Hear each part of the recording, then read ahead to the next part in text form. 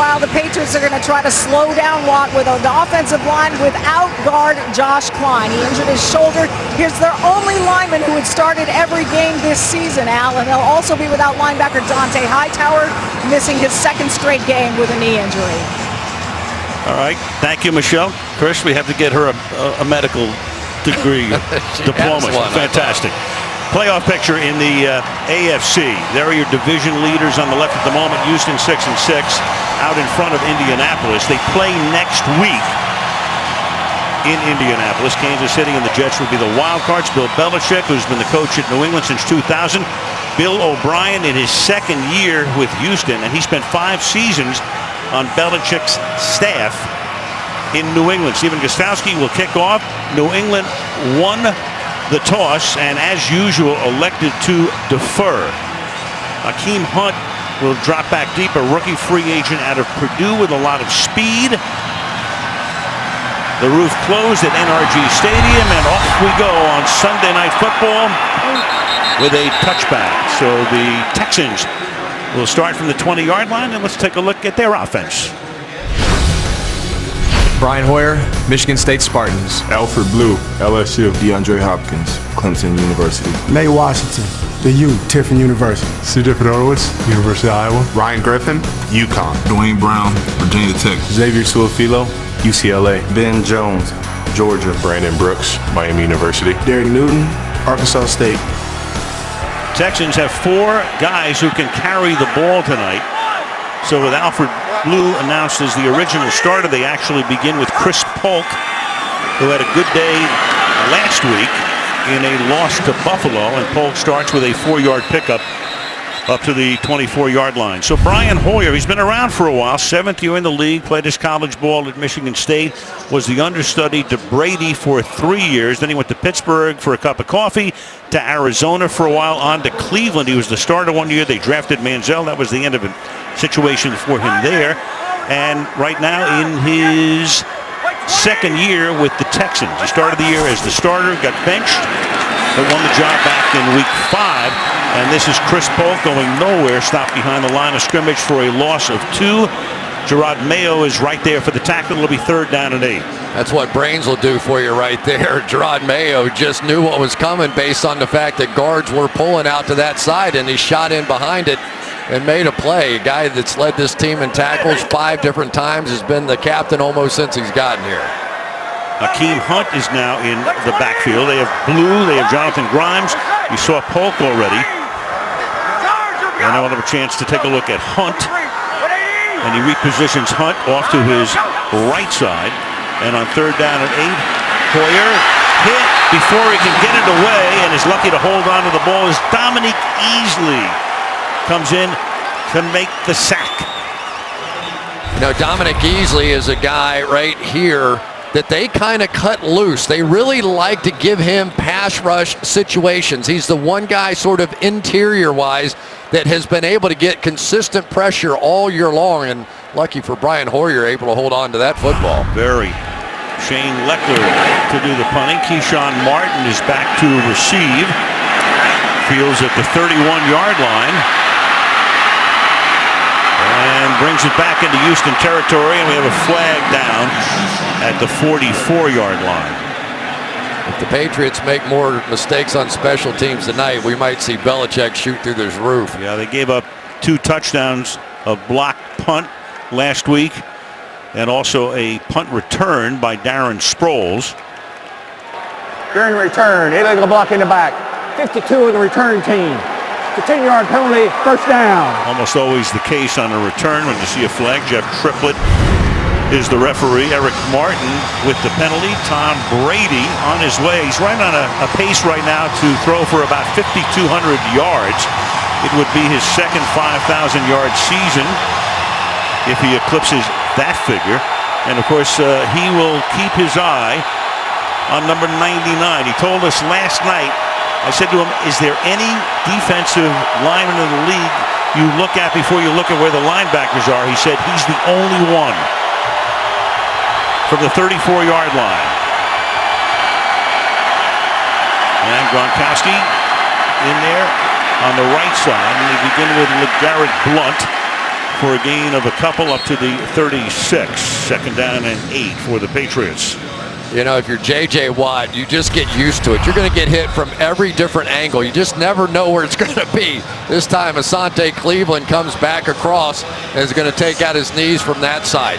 It's literally like sort of crossing Fifth Avenue, I guess, in New York. Even though you know which way the cars are coming, you still have to kind of keep your head on a swivel, and that's the way the season's gone for J.J. Watt. No question.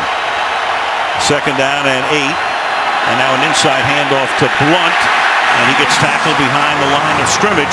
Vince Wilfork, big number 75, and I mean big. 11 years at New England, and then came over here in his first year as a Texan. Welcome to the big leagues here, Trey Jackson. He just got drilled back by Vince Wilfork. Now, I'm not sure what Vince is weighing these days, but he has to be one of the most athletic big men that has ever played in the game, and you knew in this one, he was going to be ready to roll. Would you bet it starts with a 4 or a 3? I'm not saying a word. Third down and 10.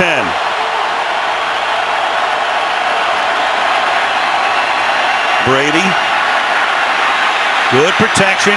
Has a lot of time. Deep downfield and swatted away at the last moment by Jonathan Joseph. Intended for Brandon LaFell. Good play by Joseph. Having another good year. He's been around for a long time. 10 years in the league. Used to play with the Bengals. No question about it. The best cover guy on the Texans defense. A little double move on the outside with LaFell. And Joseph just perfectly placed there to knock that one away. Beautifully done. Big time play for that first drive. Ryan Allen to punt. Cecil Shorts back to receive it. He backs up and collects it at the 13-yard line. And runs it back 10 yards up to the 23. So each team begins with a 3 and out. 11:23 left in the first quarter. No score.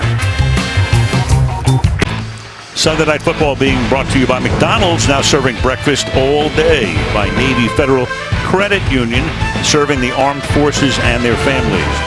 By Chevrolet, find new roads. And by Microsoft Surface, the official tablet of the NFL. Last week, the Texans hosting 100 kids from the Boys and Girls Clubs for a holiday party at the Houston Zoo. There's Vince Wilfork, Rick Smith on the left, the general manager, and Bob McNair, the founding father, the founding owner of this team, which came in as an expansion team in 2002.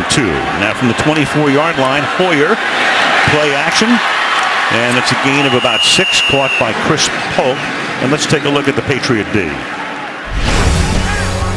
Rob Ninkovich, Purdue. Alan Branch, University of Michigan. Malcolm Brown, Texas. Chandler Jones, Syracuse University. Jonathan Franey, Rutgers. Jamie Collins, Southern Miss. Gerard Mayo, Tennessee. Malcolm Butler, West Alabama University.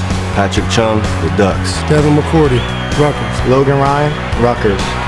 Tell you, not a big name, but that Jonathan Franey has done a great job for this defense this season. So on second down, here's Polk again for a gain of maybe 1.5 out to the 31-yard line. It'll be third down and 3. You know what Belichick told us last night about Freeney? He said he saved us. No question about it. With the injuries that they've had to Dante Hightower and Jamie Collins, he has had to come in and be a regular in the rotation. Really brought in as a special teams player, and all the snaps he's had to take on defense took him away somewhat from the special teams, and then they had the disaster on special teams against the Eagles. Wildcat, this is Cecil Shorts in the backfield. He takes the handoff, and that is sniffed out perfectly by Rob Ninkovich, who has seen just about everything in his 10 years in the league. You know, Ninkovich has seen this once or twice. Going to try and fake it here and hold Ninkovich, and then Shorts was going to run with the football, but Ninkovich just too clever for that one. Much. Leckler for his second punt, so we played over 5 minutes and don't have a first down in the game. And this is fielded at the 27-yard line. Keyshawn Martin with a good run back out to the 47. Brady will start from near midfield, 9.5 to go in a scoreless opening frame. You don't have to miss a minute of Sunday Night Football with NBC Sports Live Extra. Take the game with you anywhere. Watch live on your laptop, tablet, and connected TVs. Houston, Texas. on this Sunday night. Rainy weekend, but it cleared up tonight. Roof still closed, though. 48-yard line. Brady starts this drive. Play action. And a roll to the right and keeps his eyes downfield and launches one across the field. And that is Gronkowski who gets open as the defender fell down. He takes the ball inside the 10 for a first and goal. Merciless was covering him, but went down. That's a gain of 45. One of the problems that you have in this defense is that they have people that were essentially defensive ends in college. Merciless certainly that, and a pass rushing kind of a guy. Now having to drop back, you go, oh, everything's okay. Brady is rolling to the right. Not so much. All the way back across the field, and welcome back, Gronk. Yeah, I guess that knee is okay. First down and goal to the ground with LeGarrette Blount. Picks up a hard yard to make it second down and goal. Well, we've seen this in Green Bay before, but we get the big guys back here in the backfield. All these tight ends, to some degree, were questionable as to whether they were going to play. You had Michael Williams, Scott Chandler, and Rob Gronkowski, all with different varying knee ailments, but all somehow able to play and making a difference here. Fleming, the tackle, is an eligible receiver, number 71 at second down and goal. Flag is down, and the catch made by Brandon LaFell. For the moment, that's 6 points for New England pending. Funny, they announced the tackle Fleming as an eligible receiver, but somebody may have been lined up outside of him. Illegal formation. Offense. 71 reported eligible, and the wideout covered him up. The 5-yard penalty. Repeat, second down. Yeah, we mentioned that Fleming reported eligible, but there he is on the right side, but a guy covers him up on the outside. So here he is right in there, and then here's the easy touchdown in behind it to LaFell. Keyshawn Martin was the guy who lined up outside of him on the line, creating the illegal formation, to the exasperation on the right of Josh McDaniels, the offensive coordinator. And as a receiver, you're used to looking in there. If you see an offensive lineman in there, you cover that up. But in this case, he was eligible. Second down and goal. Brady, another clean pocket again, and this time it's Danny Amendola, grew up here in Houston, who missed a game with a sprained knee but came back last week, almost has his helmet knocked off. Quentin Demps with the tackle. It'll be third down and goal. It's going to be a tough night tonight for these inside linebackers, Brian Cushing and Bernardrick McKinney. They are not the top end cover guys in the National Football League, and some of the quickest receivers inside for Tom Brady and the Patriots. That's Gronkowski in motion on third down and goal. James White is in the backfield. Caught 10 passes last week. And Brady to the back of the end zone, caught for a touchdown. So Keyshawn Martin, but a flag is down at the 4-yard line. So LaFell's been into the end zone twice. Let's see if this one counts. Indication is it's against New England. So Triplett will get together with the crew. I wonder how many touchdowns they're going to have to score to get a touchdown. Right. That was some move by Keyshawn Martin. Whew. Coming home for him. Yeah, coming home. So he was the guy who got penalized on the illegal formation on what would have been LaFell's first touchdown catch. Fouls on the play. Illegal use of hands to the face. Number 35 of the defense. That penalty is declined. Personal foul, roughing the passer. Number 99 of the defense. That penalty will be assessed on the kickoff. So the fouls are on Pleasant and on Watt. Watch the inside move by Martin. He thinks he's going across. He's working against the rookie Kevin Johnson and then back out. He was a punt return guy here in Houston, and you can see why with that sort of elite quickness. Here's the personal foul on Watt. So all of the Texans were sure the penalty was against New England, all pointing in that direction. And it winds up as 2 penalties, and there is the personal foul on Brady. And a good call. The hit on Brady, creating the personal foul. Gostkowski for the extra point, which he never misses, is good. And New England draws first blood, 7-0 in Houston. Well, old buddies Belichick and Romeo Crennel, who was his defensive coordinator for the first 3 of their Super Bowls. Jonathan and Robert Kraft there, exchanging pleasantries. A lot of former coaches, and of course Vince Wilfork, 11 years in New England, and now in his first season with the Texans. So the Texans, and of course Bill O'Brien, who was on the staff there for 5 years, including 2 Super Bowls, both against the Giants. And the Giants, naturally, as you recall, won both of them. And Brady and Belichick, and what a pair they have been. And of course, you look at Cornell, the defensive coordinator. Godsey, a former New England assistant, is the offensive coordinator. And Mike Vrabel, a great linebacker for New England, now on the O'Brien staff here. And Vrabel, of course, a guy who would catch a few balls from time to time. Here's the story. The old 9-box. Little tic-tac-toe. Hoyer under pressure again, and he has to get it away, and does, to Chris Polk. So he avoids the sack, and then Polk gets wrestled down, and the crowd wants a penalty, but they will not get one. It was Sheard who almost got the sack, and then Jamie Collins, who the crowd would like a personal foul called on. A 2nd down and 1.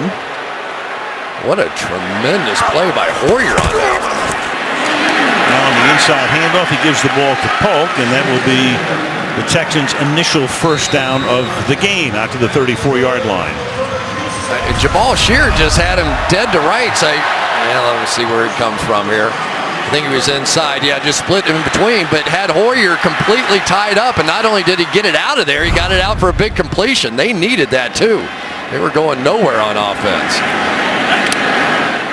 A little less than 6.5 minutes remaining in the opening quarter at the 34 now. And the power formation here, and a shotgun snap, and the handoff goes to Chris Polk. To the 40 he goes. That's a gain of 6. It'll be 2nd and 4. Sort of an interesting story, isn't it, about Brian Hoyer and how Bill O'Brien found him. It was undrafted, but he spent so much time with him there, he understood completely who this guy was. And this is wrapped up here. Again, that's Polk. I think I mentioned earlier, 2nd year. It's his first year with the Texans. He was with Cleveland. He was a starter and lost the job there. And it was a battle for the quarterback starting job in training camp this year. It was Hoyer and Ryan Mallett, and Hoyer won the job, but he was yanked on opening day, and then Mallett started the next 4 games, and then he was yanked, and then Mallett was eventually released. And now it's Hoyer's team, even though he did miss a game with a concussion sustained in Cincinnati about a month ago. Hakeem Hunt is in the backfield. It's 3rd down and 3. Swings it to the outside, and that is caught by Hunt, who has to adjust. A flag is down, makes the catch. Having to spin around for the moment, it would be a first down, and we'll get the call from Jeff Triplett momentarily.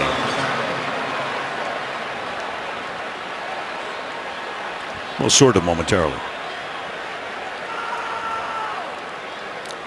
Sort of, kind of.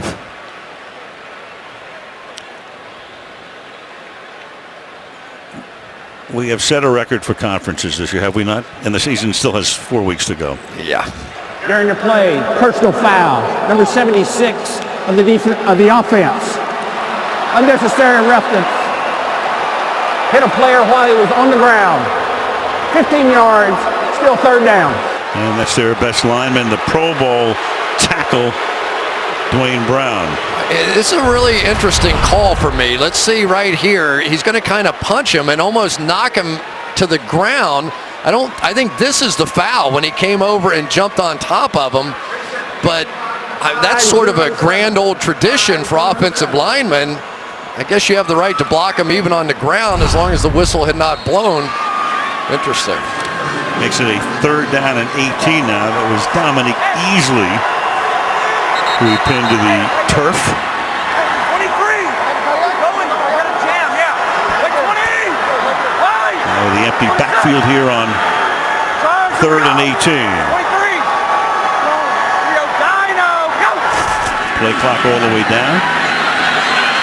Hoyer, good pocket, going deep downfield, and getting free is Nate Washington to the 25-yard line. Beats Butler on a 3rd and 18 for 49 yards. What a great route. A little dig and up, and Butler is going to jump on it. And that's a route that so many times as a receiver, those defensive backs almost get trained for you to go to the first down marker, in cut or out cut. That time Butler thought he knew exactly what was coming. They double moved him, took a shot. Brian Hoyer, an excellent deep ball thrower. Now to the outside, this is Cecil Shorts, 34-yard line. Of course, Malcolm Butler will live forever in New England lore with the interception that saved the Super Bowl victory last year. He's become their #1 corner. Remember last year they had Revis and they had Browner. They both went away, and it's this guy who gets to face normally the #1 receiver, but that time he was on Washington and not Hopkins. Yeah, and that's what they're doing here tonight. You can see it already that they are allowing DeAndre Hopkins. They're going to cover him with Logan Ryan with help from David McCourty or whoever the safety is on that side. 2nd and 11. Good protection again. Pass is caught here by Jalen Strong to the 19-yard line. Strong is a rookie from Arizona State, drafted in the 3rd round, and I think this guy can be something special. Yeah, came out in his first game against the Colts and had a couple of touchdown receptions, 53 yards and the Hail Mary, the whole bit. And they say in practice he just does spectacular things. Goes up. He was known in college being able to jump up and make plays. There's George Godsey, the offensive coordinator and play caller for this team. They're excited about what he can do. Matt Patricia on the other side, defensive coordinator, trying to figure out the answers. Well, they were in the same room at New England a few years back. 3rd down and 5. And Hoyer flings it and jumping it on a pass intended for Cecil Shorts was Leonard Johnson, just recently picked up, had been with Tampa Bay, and makes the play here. Nicely done. I mean, literally just picked up. Here's a guy that has been on IR down there in Tampa. He played about 400 snaps last year, and they're so desperate at the cornerback position. They have sort of had a revolving door on that, and welcome to New England now. 38-yard attempt coming up for Nick Novak.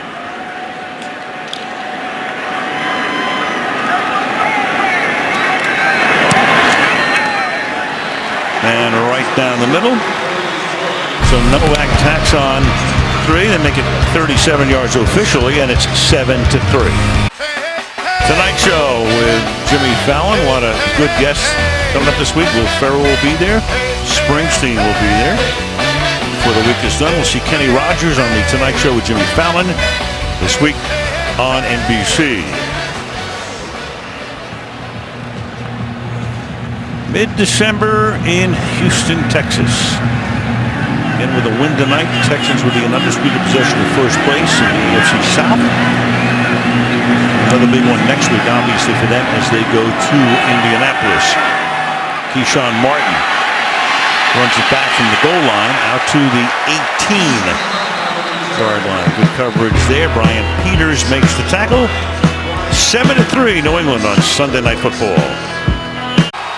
Massive turnaround for the Texans defensively. Take a look at that. They were 2-5 in their first 7 games, giving up 28 points a game. In the last 5 games where they're 4-1, 13 points a game, and they've allowed per game the fewest yards in the National Football League. So that, of course, has coincided with the fact they turned their whole season around as Brady begins this drive with Blunt.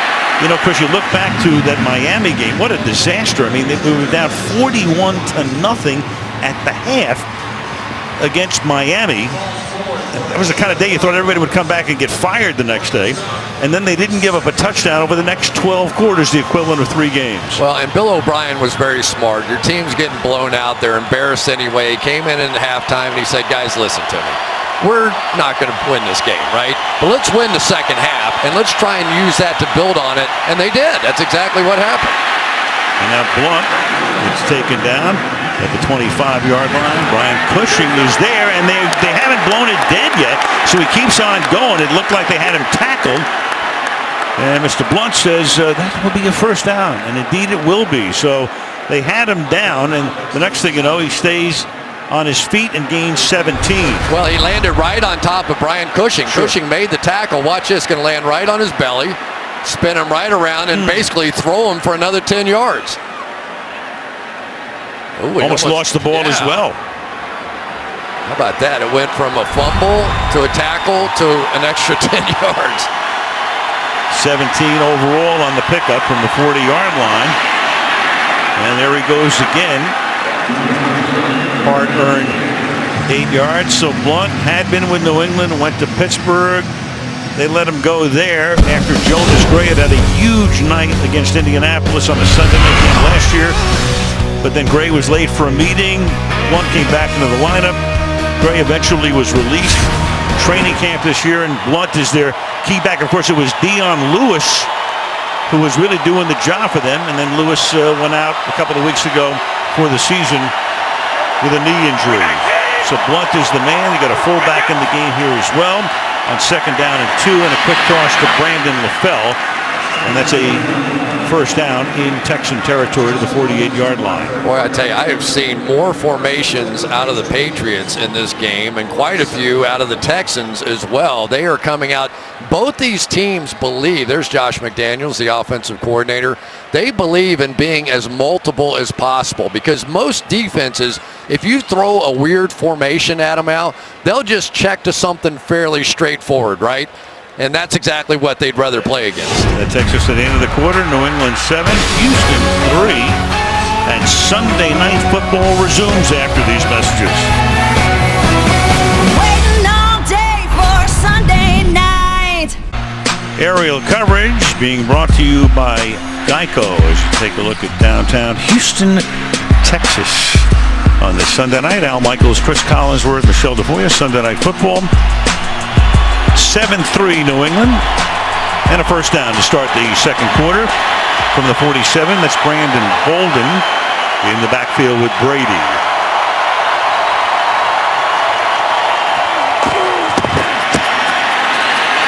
And Brady going downfield and incomplete. Danny Amendola going high in the air, had it for the moment, couldn't collect it. Kareem Jackson with the coverage.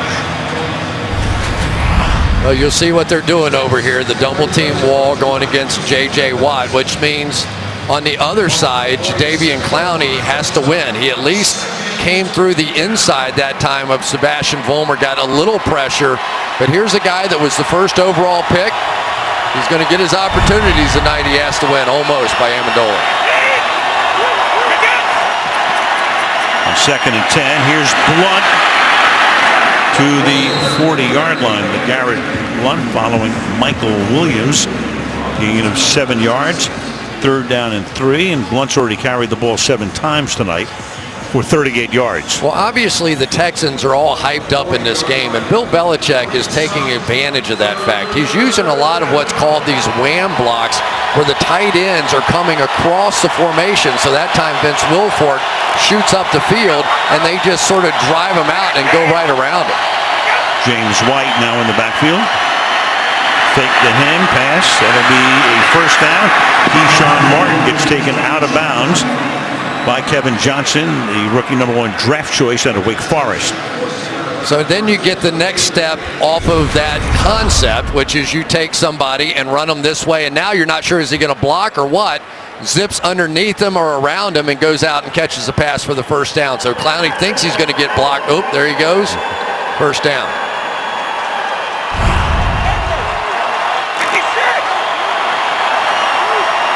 From the 32-yard line. This time an inside handoff, and this is Blunt again. Gain of a yard. 2nd and 9. But Brady, of course, that line getting shuffled every week, sacked or contacted against the Bills, the Broncos, and the Eagles about 1/3 of the time. That's the first time in 13 years that has happened, and I guess it all starts, of course, up front. No doubt. And he said his offensive lineman, he'd never seen him so happy this week when he came off the field, and they were all saying, J.J. broke his hand? He broke his hand? Is he out of the game? Is he going to play? 2nd down and 8. And the pass is dropped by LaFell. It looked like they had 9 guys on Watt that time. 3rd and 8.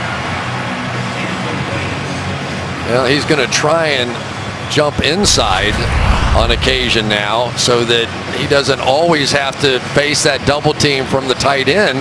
Jumps inside, is going to get more of the same inside. This guy, no question about it, has just been amazing. Off the charts. When you compare him to other guys at his position, it's like they're not playing the same position. He is so far superior to anybody else sort of playing that 34 defensive end. 3rd and 8, and this time it's Bolden. And he'll be stopped at the 25, setting up a field goal attempt. Well, Bill Belichick paid him the ultimate compliment this week. And it's really not hyperbole. He started comparing Watt to Lawrence Taylor. Yeah, I thought he told a great story, too, about Lawrence Taylor. And Lawrence knew when a guy was going to block him because he could see the fear in his eyes. He said if he didn't have that look of fear in his eyes, he knew he was blocking somebody else. He said, I know the same thing happens out there with J.J. Watt. He said he can smell fear on the other side when somebody has to single block him. 43-yard attempt. Gostowski to try to make it a 10-3 advantage. And he does.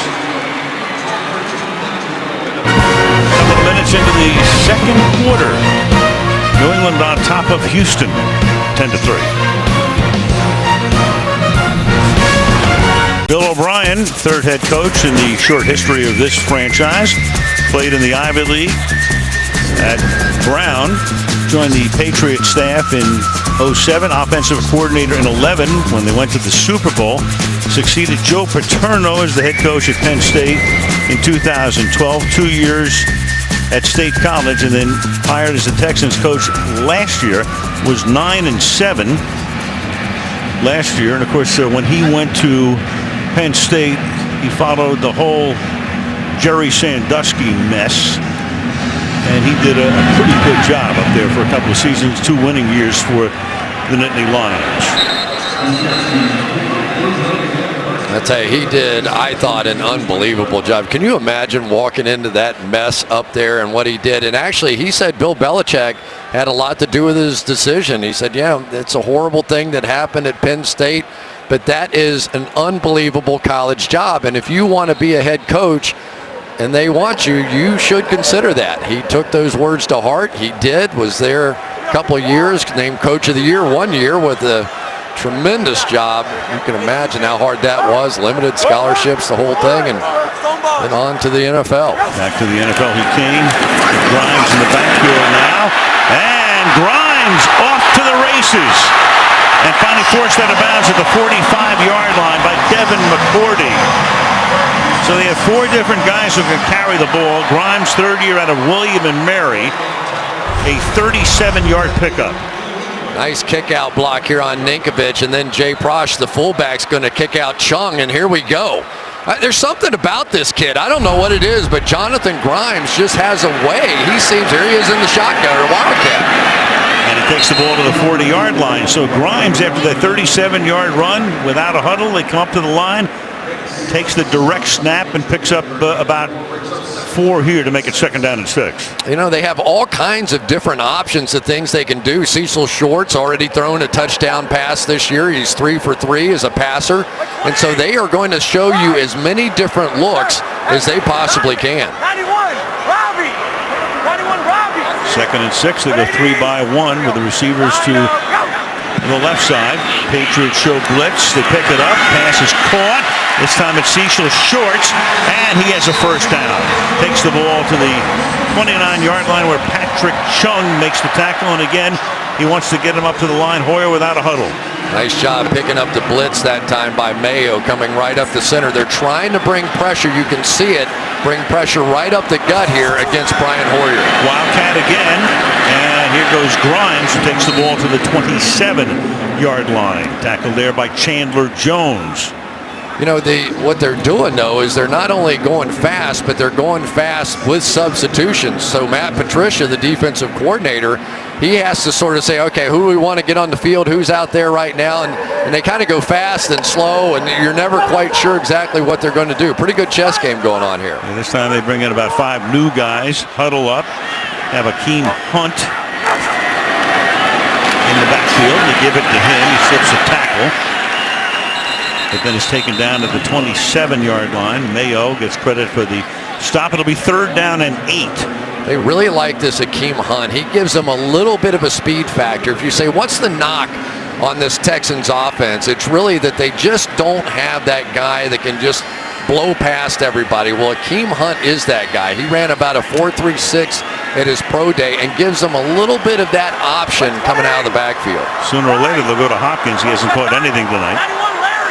Of course, their number 1 back was Arian Foster, has been for years, but tore his Achilles in that disaster at Miami. And now Hoyer launches one, and it's incomplete. Intended there for Nate Washington with Malcolm Butler covering on the play. It'll be 4th and 8. Yeah, they're going to get a lot of this on the outside if they want it. Nate Washington one-on-one, and you're always going to be tempted. They got him earlier in the game, and it almost looked like Nate Washington didn't know that ball was being thrown, but Butler couldn't have played that any better. So here's Novak, signed at the end of September, former San Diego Charger. This will be a 45-yard attempt.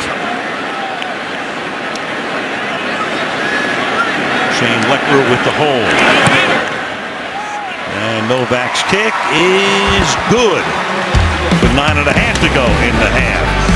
10-6 pass. All right, high above NRG Stadium, and you can see there, and Chris will circle it. There it is, the Astrodome, built in the 60s. House of Pain. It was House of Pain. It was billed as the 8th wonder of the world.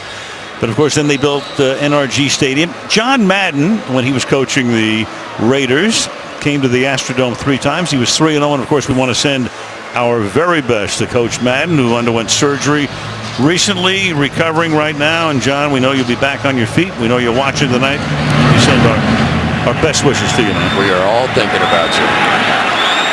This is Keyshawn Martin, a couple of yards from the end zone to the 20-yard line. That's where they'll start. Well, what do you do to the best defensive player in the game? This is what you do. You hope he's got a cast on his hand and a bad elbow and all that, and then you pay a lot of attention. One-on-one blocking, and he gets a shot even though he gets a flag there. Now you get looks like a double team, turns into a triple team, and there's a shot. Here's a 2-for-1. Help with the tight end over there on that side. Jump him inside. Now we're playing with the guard and the tackle on that side. So you know Belichick, right, Al? He is not going to let star players beat him. And what have we seen? So far, not much out of J.J. Watt and not much out of Hopkins.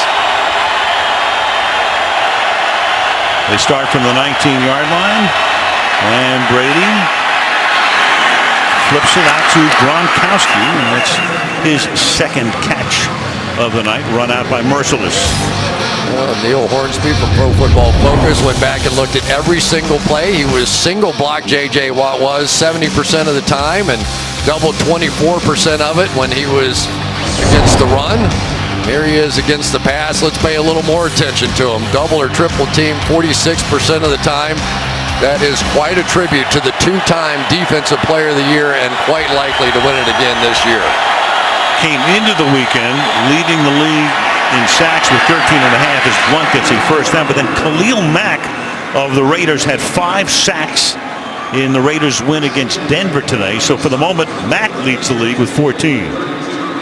Wow. We had 2 of the 3 leaders in this game coming in, but no more, huh? J.J. Watt, Chandler Jones were 1-3 coming in.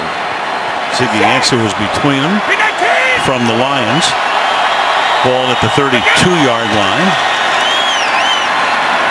And a heavy dose of Blunt here in the first half. He takes the ball out to the 38-yard line. Blunt has now carried the ball 10 times in the half for a total of 53 yards and a little slow in getting up.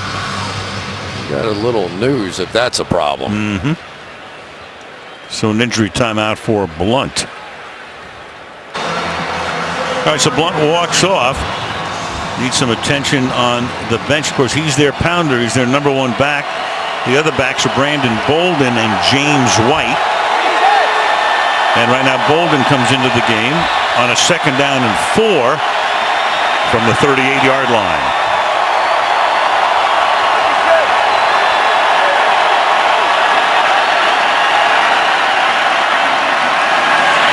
Looking around, and the pass incomplete. Intended for Keyshawn Martin. Kareem Jackson covering. 3rd and 4. The heavy lifting on the run game done by Blunt. Of course, Dion Lewis was hurt a few weeks back. He had averaged 4.8 yards a carry and also was a great pass receiver. A big loss. And of course, Blunt is now their key guy. They spread it out here. They go 5 wide on a 3rd and 4. And Bolden on a sweep, breaking tackles, picks up the first down. So they split him out, put him in motion, give it to him on the end around, first down. Oh, I love the play that call there by Josh McDaniels. You see how he sort of went slowly in the beginning? The Patriots use this a lot to determine if it's man or zone. But that time you've got the short little motion, but he starts slowly and then sprints and takes the quick handoff and just outruns everybody to the edge. Cleverly done. A few new tricks in the bag here against their old coaching mate in New England, Bill O'Brien. You can count on Josh McDaniels to come up with something new every week. Ball at the 49-yard line. And Bolden again, and Bolden will take the ball for a gain of 5 or a 5-yard gain. Michael Williams with the block. It'll be 2nd down and 5. One of the interesting matchups on the outside, Sebastian Vollmer right here against the former #1 pick, Jadeveon Clowney on the outside, and just able to seal that off. Clowney is the guy if Houston's going to make a run, and he looked pretty good last week. Had a sack in that game, was playing well, was moving well, had a lot of injuries since he's gotten here. But if somebody could take some of the pressure off of J.J. Watt, it would be a huge move for this football team. And that's why they drafted him #1 overall in 2014. Flag down. Bolden, where the moment gets to the 43-yard line. Haven't heard from Jeff Triplett in a little while. Holding. 63 in the offense. 10-yard penalty. Repeat, 2nd down. The rookie right guard, that's Trey Jackson, picked him in the 4th round out of Florida State. Yeah. Trey Jackson is going to hold him right there, and you're going to see it's right when Vince tries to get off late. He's going to hook that left arm. See that? The little jersey pull right there. And then Wilford did a right hook. Make sure that tackle didn't go anywhere. Makes it 2nd down and 16 with James White now in the backfield. And Brady fires to midfield. Amendola gets taken down right at the midfield stripe by Kareem Jackson. It will be 3rd and 9 for the Patriots. Now, we haven't talked much about that James White who's come in there, but he really, what a performance he put on last week. 10 catches, 115 yards, and a touchdown against the Eagles. And he sort of has taken over that Shane Vereen role as the receiving back coming out of the backfield. So 1st and 2nd downs, likely Brandon Bolden if Blunt can't play, and James White, the key guy now, sort of filling in for Dion Lewis on 3rd down. Clock on the sideline. Brady says, let's hurry it up. 5 minutes to go in the half. And Brady flings it to the outside, but low short of the first down there. James White makes the catch, and New England will punt. It's Kareem Jackson in on the play again. Yeah, and you've got J.J. Watt coming off the edge. You can almost say, okay, who is it this time that's going to double him? And you know it's either the guy on the outside of him, which if he'd have come far outside, I'm sure the back would have chipped him. He stays tight and gets double teamed from the guard. Brian Allen ready for his 2nd punt of the game. And he handles it to the far side. And that's a beauty, as they'll spot the ball at the 3-yard line with 4:15 remaining in the half. And Blunt back to the locker room. All right, up for some football. And Leicester City continue their incredible form against Chelsea. Coverage begins tomorrow at 2 Eastern Time. Premier League on NBCSN. Over 70,000 can fit into this building. The Patriots won the Super Bowl here after the 2003 season against Carolina, and the stadium will host the Super Bowl after next season. That's DeAndre Hopkins, who has not caught a pass to this point tonight. And that's news because he's caught at least 5 in every game, and you've got a flag here. Number 87 offense. Half the distance to the goal, still first down.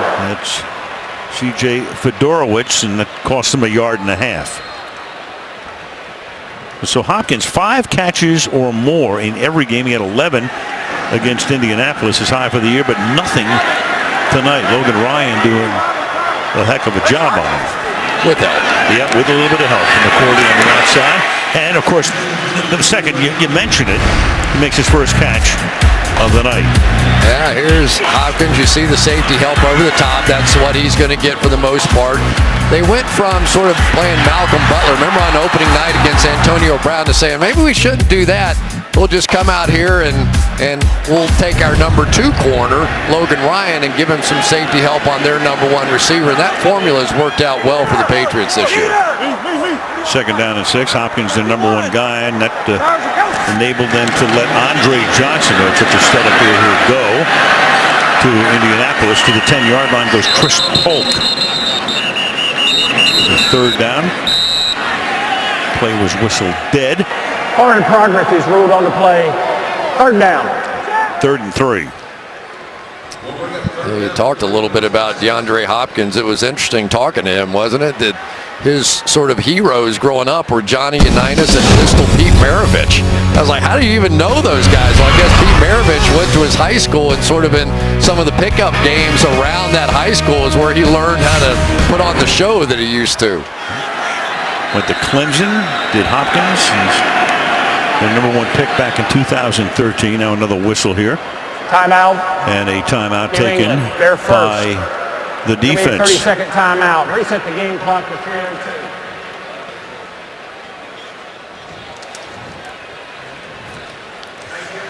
Hopkins, when he was at Clemson, he had Sammy Watkins there, and then Martavis Bryant came along a little bit later. We were talking the other day, who was the alpha dog there? Of course. But he has been an absolute star. 29 catches of 20 or more yards, second most in the NFL. There you go, Allen. And he's been targeted 145 times, and only Julio Jones more than that. So they knew what they were doing. They were willing to let Andre Johnson walk because they knew they had that young man right there, and he has turned into a star. Really great at going up at high-pointing balls, making some of those spectacular catches. 3rd and 3. Hoyer has time and then throws it a little bit behind Ryan Griffin. The tight end has really done a good job this year. He's been one of their best players, but he too has been blanked tonight in his 4th down. Well, let's see how big a play that turns into. I thought that 3rd down was monster, and this is a bad throw. Hoyer just basically threw it behind him, really didn't give him a chance. But now you get a chance for the Patriots to double up like they do so many times at the end of the half and beginning of the 3rd quarter. Leclerc's punt caught by Keyshawn Martin at his own 48. Nice run back to the 41. So Brady has a short field to work with 2:45 to go in the half. 10-6 Patriots. Ball brought to you by the North Face. Never stop exploring. By Mercedes-Benz, the best or nothing. By Subway, make your Sub Deluxe with 50% more meat. And by The Revenant, January 8th, only in theaters. The Revenant, the return of the Houston Oilers. Oh my gosh. I remember we got beat 61-7 one time in that building, and everybody on our team getting on the team plane to go home was still humming that song. They were playing it the whole night. Couldn't get it out of your head. 41-yard line. And this is Brandon Bolden. We got Blunt back in the locker room. We'll get a report soon from Michelle. In fact, we'll get it right now. Yeah, well, Garrett Blunt went to the X-ray room, Al. You saw him go off after undergoing a full hip exam. He is questionable with a hip injury. Also, linebacker Jonathan Freeney, who, as you said, Bill Belichick said saved them this season, has come out of the X-ray room after having his right hand examined. No glove, no tape on that right hand. He's questionable with a hand injury, Al. All right, thank you, Michelle. So they keep piling up due to the injuries for New England. And Brady's going to take us to the 2-minute warning. Of course, Julian Edelman is out, but he went back to practice last week. And Brady knows exactly how the clock was 1 second off in terms of having to run a play, which he did not. 2-minute warning. 10-6 New England. Halftime coming up. The guys will talk about the impact of Andy Dalton's broken thumb to the Bengals. Cam Newton does it again. Tremendous day. 13-0. What to look for in the playoff picture coming up at the half. 2 minutes remaining in the half on 2nd down and 9. Brady off the play fake. Hits LaFell. He gets tackled by Kareem Jackson, who's been all over the place. At the 35, it'll be 3rd down and 4. You know, it's really interesting to watch this game plan by New England. It's almost a horizontal game plan. You know what I mean? Now they're going sideways, and all those wham blocks with the tight ends coming back. So any of those defensive linemen that are so anxious to get after Tom Brady, they're either getting hit going sideways or they're throwing it over the top of it. And a lot of balance. A lot of times they'll pass 50 times in a game or run the ball 35 tonight. 14 runs, 13 passes, and the 14th pass is good for a 1st down of Martin, and Martin will be thrust out of bounds at the 22-yard line with 1:12 left in the half. Well, let's take a look at the pass rushers on the outside. Cannon that time, like Watt, was trying to get underneath him, and then on the other side to get a double team going on Clowney. So when they have had to drop back and throw the ball, this offensive line has answered. They have been all over the place with this offensive line this year. It has been at least 2 changes made in each of the last 5 games, and yet somehow they pieced it together here tonight. Ball to 22 with 72 seconds left. Brady protected well. Caught by Amendola, and Amendola with that burst should have picked up the 1st down. Got away from Andre Howe. Chris talking about that double down. They do it so often. They always defer. Belichick one time didn't defer in Cincinnati in the rain and wind, and then he has deferred 67 times in a row. Even though Bill tells us, every game is different. Right? Okay, 67 times in a row they've deferred. They run the clock down. They want that last possession of the 1st half, and then they want to get the ball to start the 2nd half. You got Brandon Bolden now. And he's taken down after no gain by Kareem Jackson, and a timeout taken here by New England. 2nd down. 28 seconds. The ball at the 11 is 2nd down and 9. McDaniels with the play call. And see what he has dialed up here. You have to watch this James White coming out of the backfield. They answered with a defensive back on him. They did not want a linebacker to cover him. 3-man rush, and the pass sails high and out of bounds. Only 4 seconds came off the clock, but now a 3rd and 9. There's 2 different timing mechanisms here. When they go one-on-one with Cannon on Watt, Brady is going to throw that thing in about 1.5 seconds. If they have him double team, that's when he's willing to hold it a bit longer and look down the field. So Brian Cushing with the speaker in his helmet trying to get the defensive alignment on a 3rd and 9. Again, a 3-man rush, and Brady throws, caught, and out of bounds goes LaFell, and that's going to be a 1st down with 19 seconds, and they have a timeout. Take a look. They may be looking at this in New York as we speak. 1 down, 2 got the ball. I thought he had both feet down. Yep. That was a great read by Brady. At the last second, the cornerback on that side sunk down inside, so he knew he had LaFell one-on-one. They try to disguise, you try and hold it against Brady, but he just sees so much. Yep. White and Bolden both in the backfield. And now you've got a timeout taken Houston by the first. Texans. 1st and goal.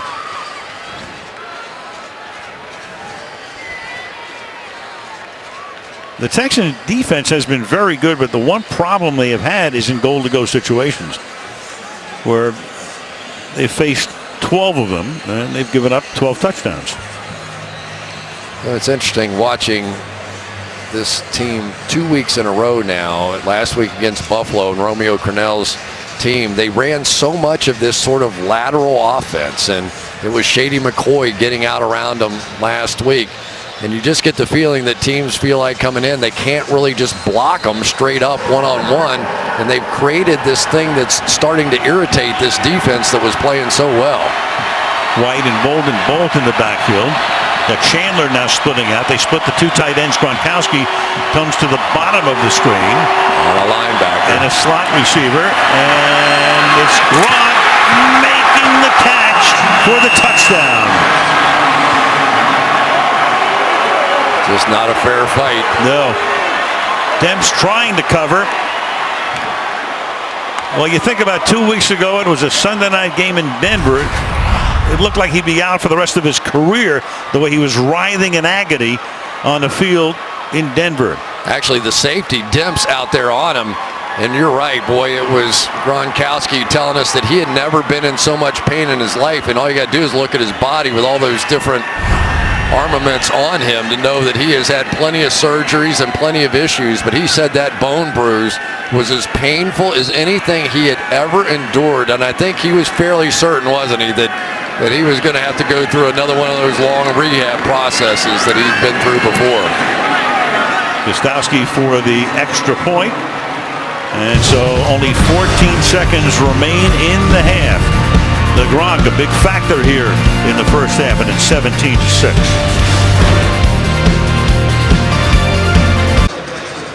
Gronkowski, well, they said game time decision, but we saw him last night, had the meeting with him, and walked out of the room and said he's playing.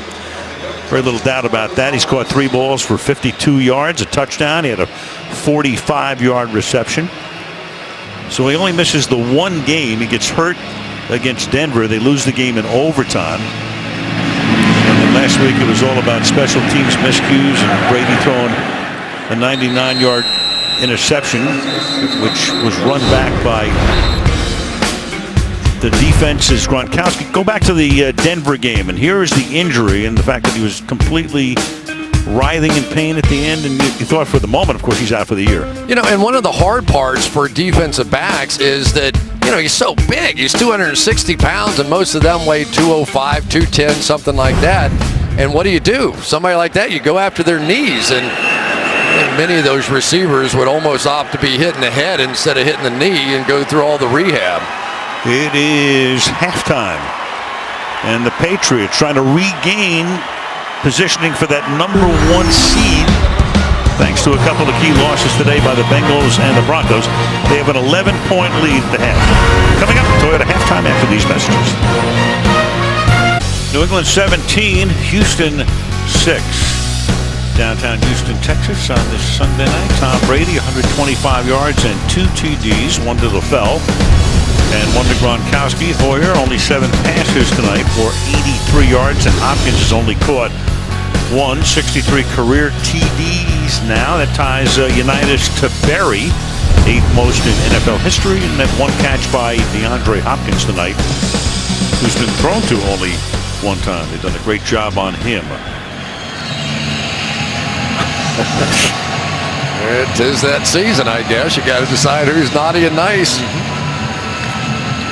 I think they're hoping J.J. Watt gets a little naughtier here in the second half. They have to get to Tom Brady. No sacks in the first half, and the Texans can't win like that. They just can't. Let's take a look at Gronk here. Why is Rob Gronkowski the best tight end in football? A, because he blocks for the run. They pop a big run there, and now you try and cover him with a linebacker. Can't do that. Linebackers not fast enough, not big enough, not tall enough, and then you try your safety out there. Maybe a little push off on that one, and there's your touchdown. So for a guy who is coming off of a very scary injury and thought it was the most painful thing that he had ever had, made a pretty good bounce back effort here in this one. It's just the 1 game last week against Philadelphia. Second half begins with a little toss to White, and White able to skirt a tackle, get outside, and take it all the way to almost midfield, tackled by Kareem Jackson. We check in with Michelle. Well, running back LeGarrette Blount has been downgraded to out with that hip injury. He will not return for the Patriots, and their linebacker Jonathan Freeney remains questionable with a hand injury. And speaking of hands, Bill O'Brien told me that J.J. Watt's hand is an issue in terms of which side they can line him up on. They're going to try to do some different things here in the second half to free him up, Al. That's very interesting as we take a look at the fact that they can't line him up all over the place as they normally do.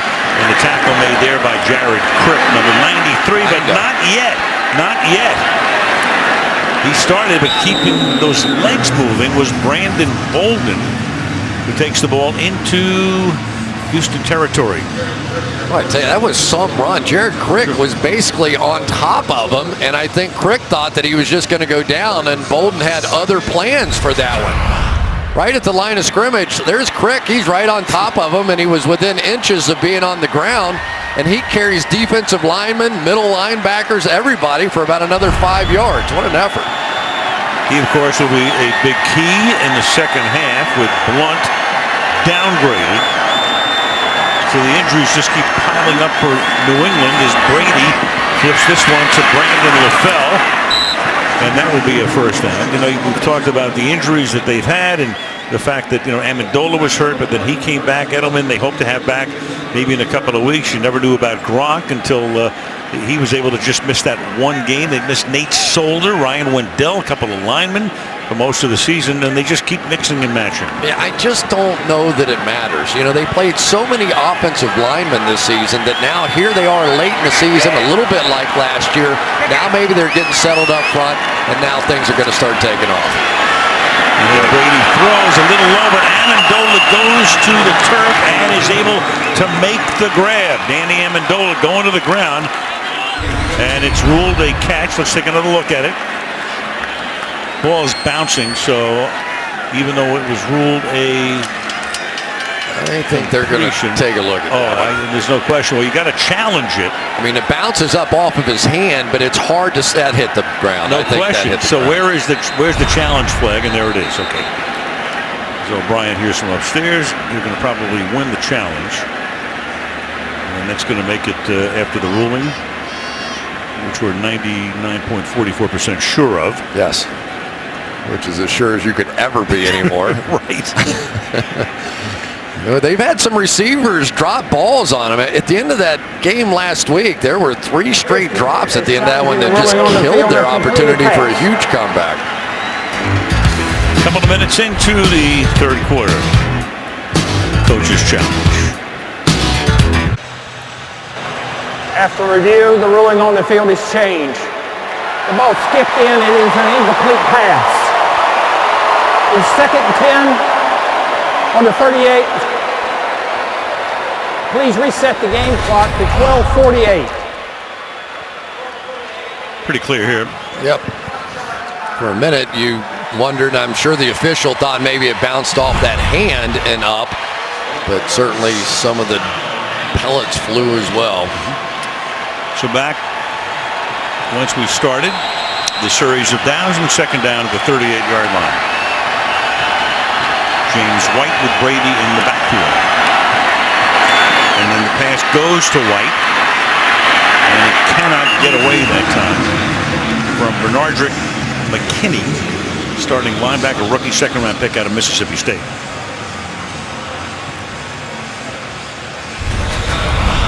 All right, J.J. Watt right out here, who told us at Wisconsin what he learned how to do first. He'd never played defensive line before. So they came out and they just drew a line on a card and said, you rush here. And he thought he wasn't allowed to move. He had to go in a straight line. He just put his head down and plowed. Exactly what he did there. Well, he started to jump, and that forced Marcus Cannon to move as well. Neutral zone infraction, number 99 to the defense. The 5-yard penalty, it's still 3rd down. He knows it too, and that's going to make the 3rd and 8 a 3rd and 3. Well, and what the Patriots have done in this game is they've gotten a lead and they've been able to play their style of play. What Bill O'Brien was hoping for was a game where his team had to lead and Tom Brady had to start dropping back and throwing the ball and his pass rushers could come get him. And this game has not worked out that way at all. Already in field goal range for one of the best in the league, Gostowski. It'll be 3rd down and 3 as Brady with the pump fake, and then down the sideline and jumping up and making the catch is James White. So Bolden and White, in the absence of Blunt, coming through. This kid is really adding something now. I'm telling you. Now that's a heck of a play. And if he's going to make plays like that, this offense is going to get back to where they once were. There's a little pick play inside, no question about it. Brandon LaFell did a good job on Andre Howe. And they may want to, a challenge here again. So O'Brien throws the flag, contending that he was out of bounds. Didn't come down with both feet in. It's going to be close. If we look at the initial replay one more time here.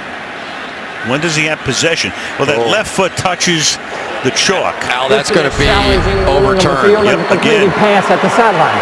Because anytime you get the toe heel on a catch, I think it's going to be overturned. Yep, it'll be coming back. It will be coming back. This is about as close as it ever gets. We think it's going to be overturned, but it's clear that one foot is down, but then the left foot, the heel touches the stripe, and so we think it's going to get overturned and what would have been a 20-yard completion. And that's the only question. Does that heel actually hit down? You know what I mean? I think it was out of bounds, but did it actually touch the ground? And remember, you have to have something a little bit definitive in order to overturn it. I'm sure they're debating this one long and hard here. And they can stitch it together. They can see all of the angles. So there's one angle where it looks like it comes down in bounds, and the other one where you clearly see the foot touching the boundary. That one. The third angle, that one made me think that it was out of bounds.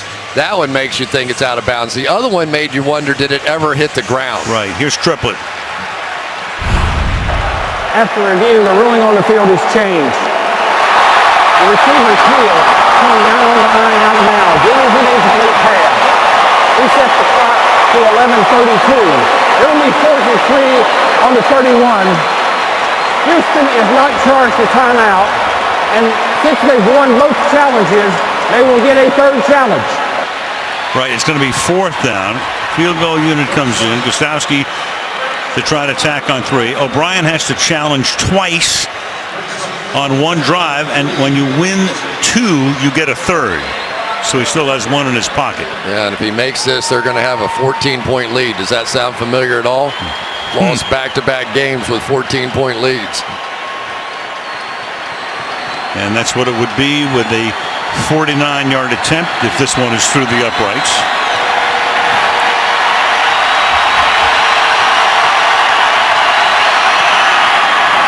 And it's like clockwork with this guy. 49-yard field goal, made it by plenty. And there it is again, a 14-point New England lead. And he already holds the record for most extra points in a row, and that's a record that truly will never be broken, right? Because they changed the extra point to move it out now, so nobody's ever going to get to that number again. So whenever he finally misses an extra point, that record will be an NFL record forever. Yeah, that bet is off the board. Yep. And again, that deferring at the beginning, they get the ball at the end of the half. They get the ball to start the second half. 16 times they've scored on the last possession of the first half, and again after receiving the second half kickoff since 2009. And the miss by Brian Hoyer to Ryan Griffin just before the half that would have been a 1st down, would have allowed them to at least attempt to run out the half. And you almost knew, didn't you, when they punted? You go, okay, is this going to be 14 points, 10 points, or 6 points? You know, what's it going to be? You're going to pay a price for that miss. 20-6 as Hoyer gets ready to come back in. Akeem Hunt ready to run it back.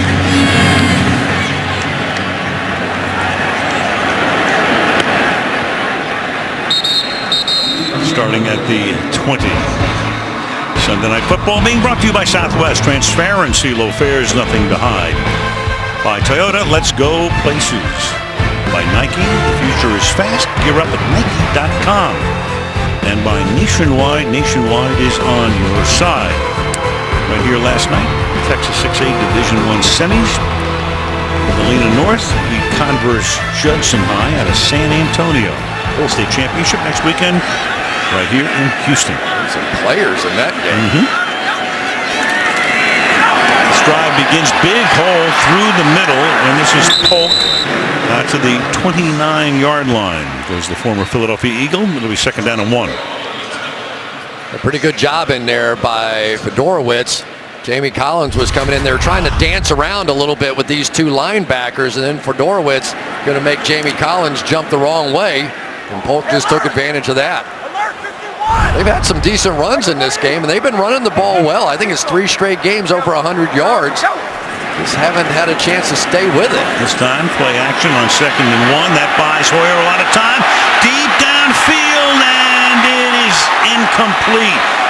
Malcolm Butler and Nate Washington, and there is a flag on the play. Boy, if he could have just thrown that one sooner, he had him wide open. Flag back at the 40. Prior to the pass, holding, number 26 in the defense. The 5-yard penalty, automatic first down. Hold on Logan Ryan. Oh, it was a great route, just a veteran player. Watch him lean back here and then take off and had it. He had it wide open and just a little bit underthrown. I don't think Hoyer saw him right away. There have been a couple of balls tonight that Hoyer just a half a step underthrown. You could see he looked left, and by the time he came back, just tough to throw it that far. First down after the penalty from the 34. Very good protection. He's going to air it out again, and that one winds up out of bounds. That's the Ryan Hopkins battle tonight, which Ryan has won. They're trying to disguise in the back end. Right here, they're trying to show help here so you don't throw it there. But watch what happens. You're going to see McCourty sort of lean that way, but then go back to the middle of the field. And the minute Hoyer sees that, he's going to take a shot to his best receiver. But Logan Ryan said, I don't need any help over there. I got him. But that's the kind of ball you want thrown up to Hopkins. Just throw it high and give him a chance. Second down and 10. Hoyer, good protection, deep downfield again, and reaching out, but incomplete. He almost had it. Ryan Griffin again can't hold on. Almost a spectacular grab, but could not hold on to the end, and it's third down. Going right at Chung here, going to move outside, and then a quick little break to the inside. That little skinny post route, just beautifully done, and I've seen it so many times. You make the catch. This is a catch. But now when you hit the ground, it is a whole nother thing to hang on to that thing because you're still manipulating the ball going down, and it just gets away. Boy, they have had 3 chances now for really big plays. Third and 10, play clock at 2. And this time he checks down underneath, and that is incomplete. Coverage there by Collins on Griffin, so fourth down. How many linebackers, inside linebackers, can do this? Jamie Collins has been sick. He's a guy who's probably playing 10, 15 pounds lighter than what he was. He missed a bunch of games, which probably only makes him faster. He almost looks like a defensive back out there playing. What a tremendous athlete he is. He's one of my favorite guys to watch. Lecler's kick is juggled. Ball is loose. Special teams. The red shirts get in there again. Special teams, 3 weeks in a row. Turned it over once again at the 22-yard line. Texans get the break they need. Unbelievable. Punt block for a touchdown. Punt return for a touchdown. A fumble against Denver 2 weeks ago that turned that game around. You're up 14. You fumble another punt. It has absolutely been a nightmare on special teams for the Patriots lately. Deshaun Martin with John Simon with the recovery. So the Texans have it at the 22.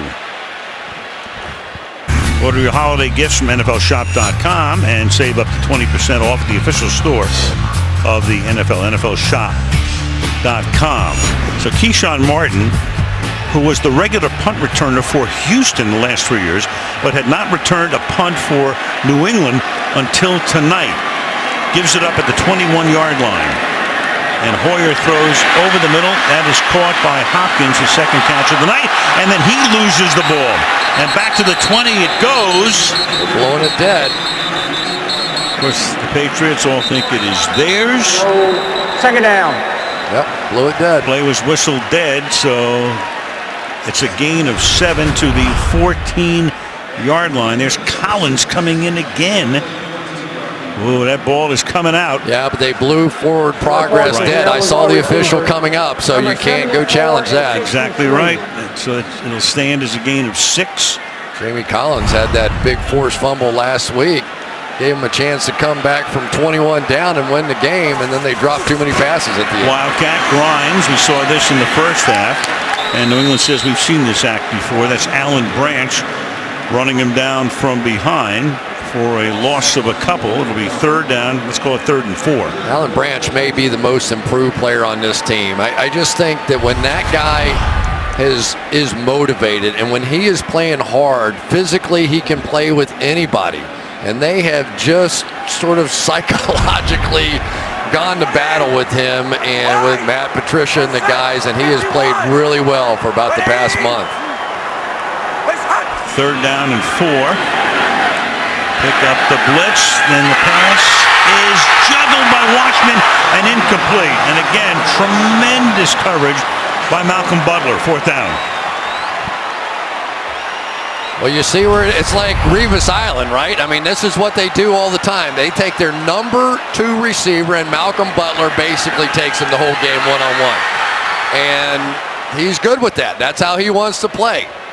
Comes up with a huge play right there. Boy, Washington had it in his hands, and it was the late effort by Malcolm Butler that got it out of there. They're going to go for it on 4th and 4, down by 14 points.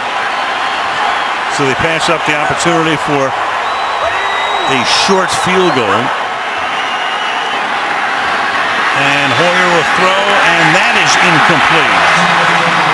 And again, the coverage is good. That's Leonard Johnson, the newest of the Patriots, just picked up, intended for Griffin. They turned it over on downs. Boy, he has made an impact, hasn't he? It remains 20-6 Patriots.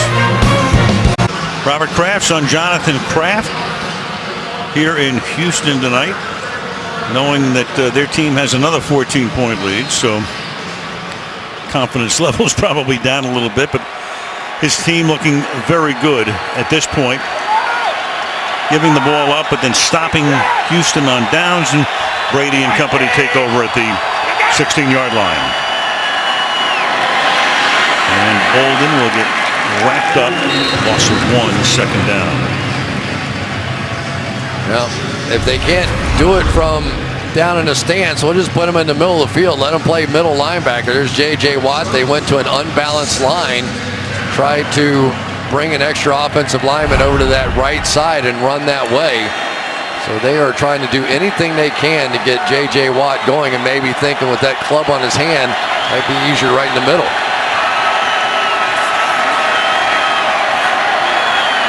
Five wide on 2nd and 11. And Brady over the middle, right down the middle to Danny Amendola, setting up a 3rd down and 3. Well, just put that one in your memory bank, because they had Benardrick McKinney, the middle linebacker, on the outside covering James White, the guy that's caught so many balls here. Let's see what's out. He's back in the backfield now. Here he goes out wide. But now, because it's 3rd down, now they've got the safety Eddie Pleasant on.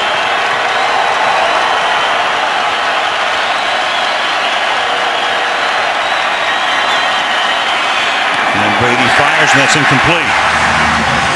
And that's intended for James White, and Eddie Pleasant was right there covering on the play. 4th down. Yeah, Yeah, they came right back to it again, hit the slant. A little different, though, when you bring the safety in as opposed to that linebacker. I thought they had the opportunity.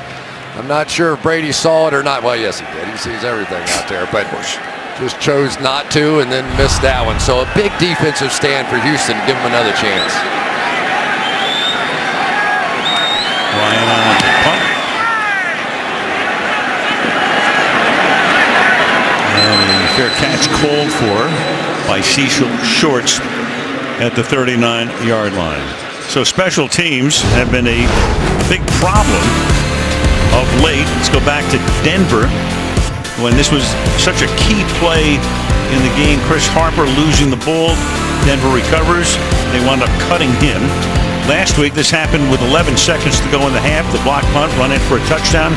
Sproles, the touchdown return on the punt. And Philadelphia had 3 returns for touchdowns in that game, and obviously that was the difference. And this is Chris Polk.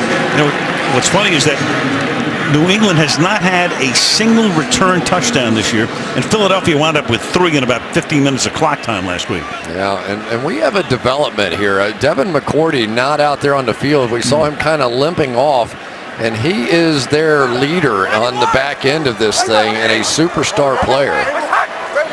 Ron Harmon takes his spot. Now here's Polk. Let's go to Michelle.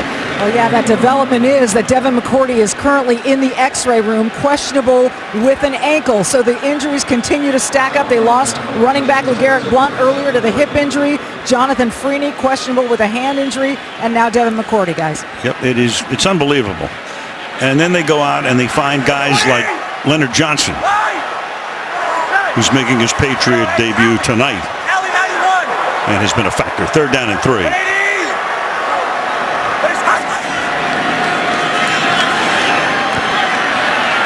It's fired over the middle, and that is caught by the tight end, Ryan Griffin. So a key 3rd down conversion here to the 34-yard line, tackled there by Patrick Chung after a gain of 20. And that's what happens. If you're just going to rush 3, they try and drop 8 into coverage here, then Hoyer's doing the right thing. He knows to hold the ball, and then you're going to get those late opportunities over the middle to make a play. And Patrick Chung. Oh, boy, another save. Yeah, he's been fighting through some issues of late. He had a foot injury, so he was listed on the injury report, though he has, along with everybody in that secondary, they have started every game. You know, Chris, it's an amazing thing when the Patriots, and we've talked about it many times, and we don't want to overstate this, but somehow, some way, and they've done it for so long with Belichick, a guy named Ernie Adams, who's in the office. Nobody really knows who this guy is. Yeah. But I mean, they look at everything, and they know how do you find these guys, and they pick them up. I mean, like for instance, Johnson tonight. Well, that's exactly right. They tend to find somebody, but they also have depth at those positions because they look for versatile players, right? They look for guys that can do a lot of different things, going back to the Troy Brown days when he could do everything. But when you get those kinds of players and you get injuries, you go, okay, well, let's just shuffle him over there, and it makes a difference. They looked at somebody like Dion Lewis, who had been hurt, so you kind of forget about this guy. He'd been with Philadelphia, then with Cleveland. They brought him in, and Brady told us before that opening game, he said, this guy is going to be a major factor with this team, and he wasn't until he got hurt. Now there's Chung on the tackle. I don't know if maybe he pivoted around on that foot. It's just hard to tell.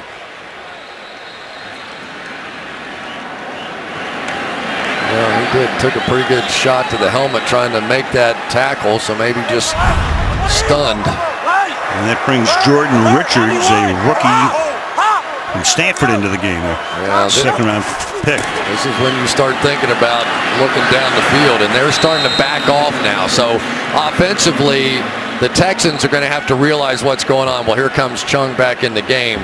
But when you get 2 young guys on the back end, what does Matt Patricia do? He's going to go safe. He goes to that Tampa 2 kind of a look down the middle of the field. You just didn't want those young guys making a big mistake. There's Grimes on the last carry, 2nd down and 8. Matt Patricia calling the defense. Shorts in motion. And Hoyer looks that way and then has it batted down at the line of scrimmage. Akeem Hicks with the bat. 3rd and 8. Was it a throw or a fumble? It's a fumble. That's what they're going to. Well, the Patriots say it is a fumble, and their offense is going to come on the field. Take a look here. Clearly, he's trying to. Oh no! I think they're going to take a good look at that one. That looks incomplete. Ruling on the field is a fumble. I saw him throw the beanbag, which means a fumble. Timeout. So I knew what they were thinking. And we'll take a look when we come back. So it's ruled a turnover. It's going to get overturned. The ball just slipped out of his hand, so no challenge is necessary. All turnovers are reviewed. The ball slips out, and they're going to wind up calling this an incomplete pass. Yeah, if they'd have called that a fumble, we might have gotten Bill O'Brien in a teapot moment, huh? Right. Oh, we're still waiting for Triplett. Here he comes. After review, the ruling on the field has changed. It is an incomplete pass. Quarterback was going forward, and he released it. So it'll be 3rd and 8 on the 32. Put 5:10 back on the game clock. And that's going to make it 3rd down and 8 now. Yeah, that's the 3rd call overturned for Bill Belichick's squad, too. Yep. Big ones, all of them. 2 challenges by O'Brien, and that overturned.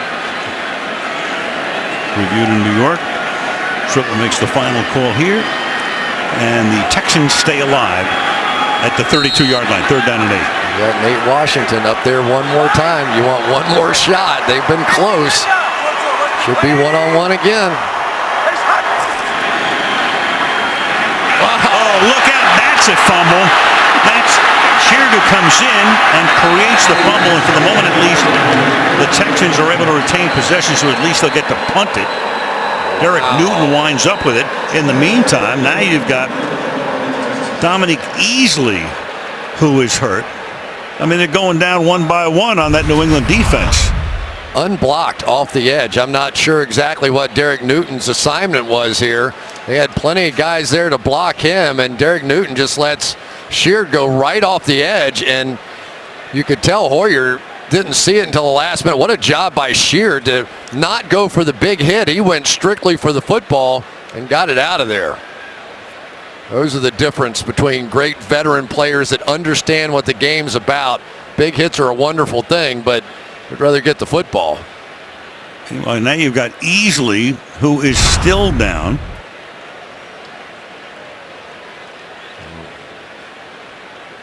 Their 1st-round draft choice out of Florida last year. Well, let's hope it's nothing to do with his knee. He's had enough knee stuff. He is right there, and we have seen him already have an impact on the game, rushing the passer. They took a chance on him. He was injured in college and had really gotten pretty healthy here and was having an impact. Let's hope he's okay.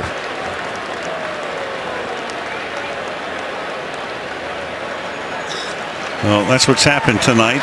Blunt out.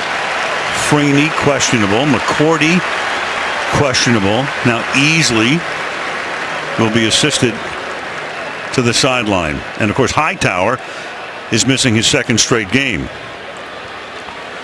A little tip of the cap, though, to this Patriots defense and Matt Patricia. This is a team that had one of their best days of the year last week, giving up yards, and all those returns made them look like they had a horrible day, giving up 35 points, where in reality they didn't give up anywhere close to that against the Eagles. So the sack and the ensuing fumble, it's a 23-yard loss, so it's 4th and 31. Now, Danny Amendola, who's been their #1 punt returner this season, is back there to accept the punt, calls for the fair catch, and makes it at the 12-yard line. Well, from Barry Levinson, the Academy Award-winning director, Jennifer Lopez and Ray Liotta will star in Shades of Blue, and that show will premiere right here on NBC on Thursday night, the 7th of January. Funny, you had Amendola returning a lot of kicks this year, but I think maybe Belichick didn't want him to have that role after he had to miss a game with a knee injury. And then they had Chris Harper. We showed you that play. He got cut the next week. Then you had another fumble tonight by Keyshawn Martin, and they go back to Amendola. to the 11-yard line. Brady brings his team up to the line of scrimmage now on first down.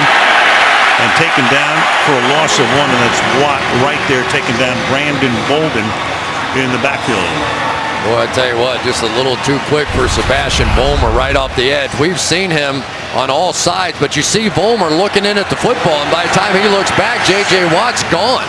You're in a noisy stadium here, maybe not as noisy as it could be tonight. It goes right around and makes a play. So these two defenses now just trading big haymakers, and the offenses can't get it going. 2nd and 11.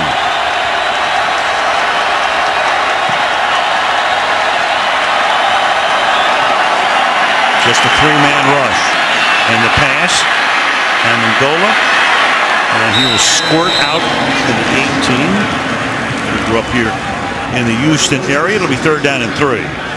Now they keep flashing all these guys at the line of scrimmage, their best pass rushers in each of these gaps. But now watch what happens. Now they drop back. They say, okay, we get it. Tom Brady is getting this ball out so quickly in about 2 seconds. So let's just go back and try and cover for a while. We're going to have to go in the quarter. 3rd and 3. Big play right here. And just a 3-man rush, and that's enough to get to him. Clowney. Jadeveon Clowney, the #1 overall pick in the draft last year. Big sack. And beats a double team. Watch this. This is fantastic. Both of them inside, guard and tackle on that side. He's going right between them. Spins Vollmer around, gets through Shaq Mason, the rookie. That's why you made him the #1 pick. 3.5 sacks for him this season. Ryan Allen to punt out of the end zone. It's a good angled kick. And stepping out of bounds was Cecil Shorts. Well, Clowney was the #1 pick for a number of reasons. I mean, he's a great player. But you go back to that Outback Bowl against Michigan in 2013, and well, that play was only replayed, what, about 4.5 million times? It was indeed. But it has been nothing but injuries since he's gotten here. But we saw a glimpse last week in the game against Buffalo. That was a sack there, and then again here tonight. And so there could not be anything better that could happen to this team. This guy has had everything. Knee, shoulder, ankle, illness, back, wrist, you just go on and on. He has been on the injury report almost every single week since he's gotten here, and now starting to produce. Meanwhile, a big punt by Allen, 51 yards and a -2 on the return. Chris Polk goes nowhere. Well, nobody's blocking Jabal Sheard. I have no idea what they're doing up front right now. That is the 2nd straight big play that Sheard has made because nobody's blocked him. Unbelievable. Give him credit. Boy, he has been a force since he's gotten here. And the guy they picked up from Cleveland, unrestricted free agent in the winter. And that catch is made by Jonathan Grimes out to the 42-yard line. Gerard Mayo makes the tackle. It'll be 3rd down and 6. Well, one guy we should give a little credit to over here is Dwayne Brown. Chandler Jones came into the night tonight as the 3rd leading sacker, and we were talking with Chandler Jones. He said, you know, my arms are 35.5 inches, his are 33. I'm hoping to use that against him, but so far tonight, relatively quiet night for Chandler Jones. They go 5 wide on 3rd and 6. Look out again. And at the 35-yard line, it's Ninkovich. He comes around the corner and gets the sack. Long night for Derek Newton tonight. Watch what happens with Ninkovich here. Going to knock the hands down of Derek Newton right here. Comes up on him, swat those hands down, and then that 310-pound plus man just leans forward, and Ninkovich goes right around him.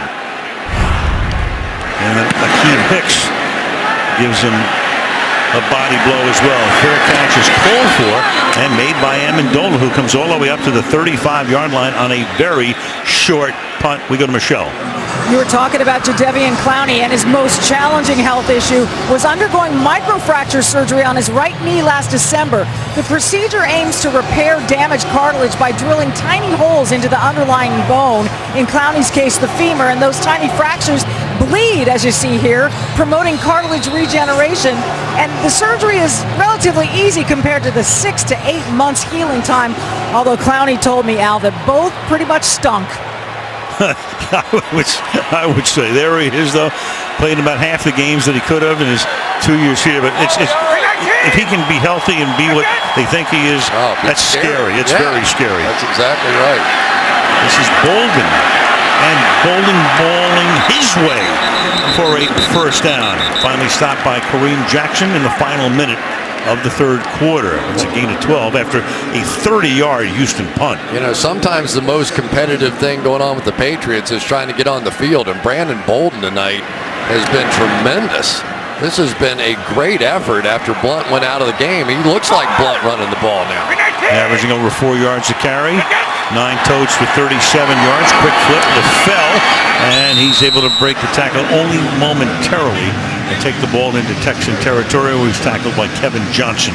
Yeah, that Kevin Johnson's a good-looking player. He was the second overall cornerback taken. Trey Waynes was the first cornerback taken in this draft, and he's played really well. Had a tough game against Buffalo, gave up some big plays. Kareem Jackson was the starter, but he's a guy that I think is going to have a bright future. After 3, it's 20-6 Patriots. Sunday Night Football. Back after this. Aerial coverage tonight being brought to you by Geico. Look at some of the beautiful architecture downtown Houston, Texas. Al Michaels, Chris Collinsworth, Michelle DeVoy, about a 25-minute drive from downtown Houston out here at NRC Stadium. Start from the 50-yard line, second down and 7. New England up by 14. And Bolden gets tripped up in the backfield by Clowney.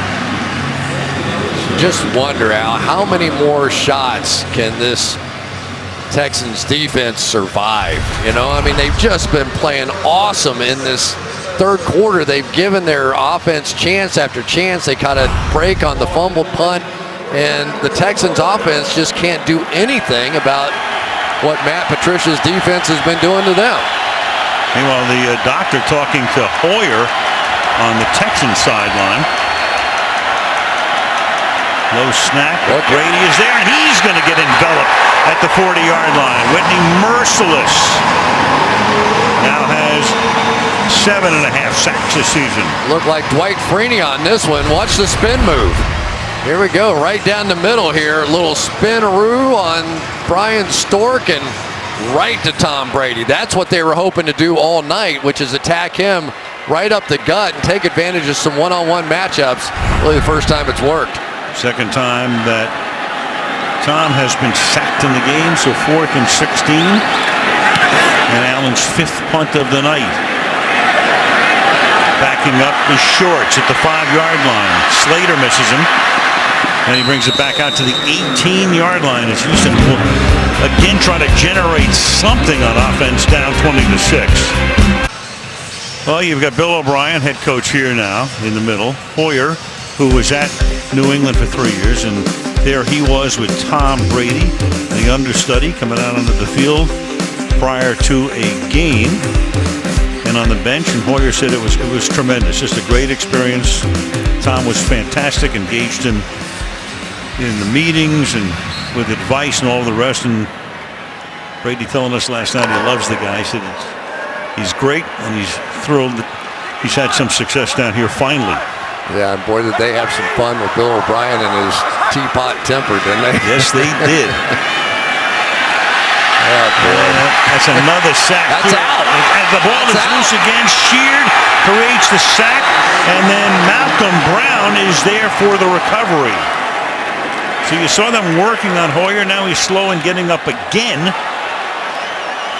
And Triplett's going to discuss this. Ball sheared one more time, this time back underneath Derek Newton. So this has really turned into a nightmare. Nobody can block Sheared.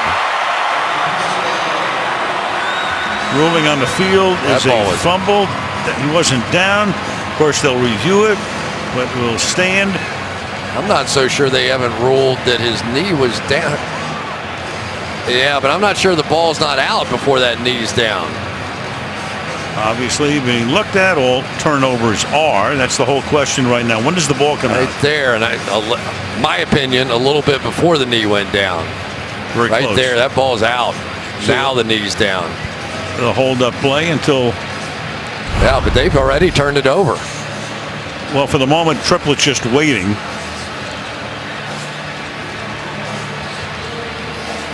As they go over it back in Gotham.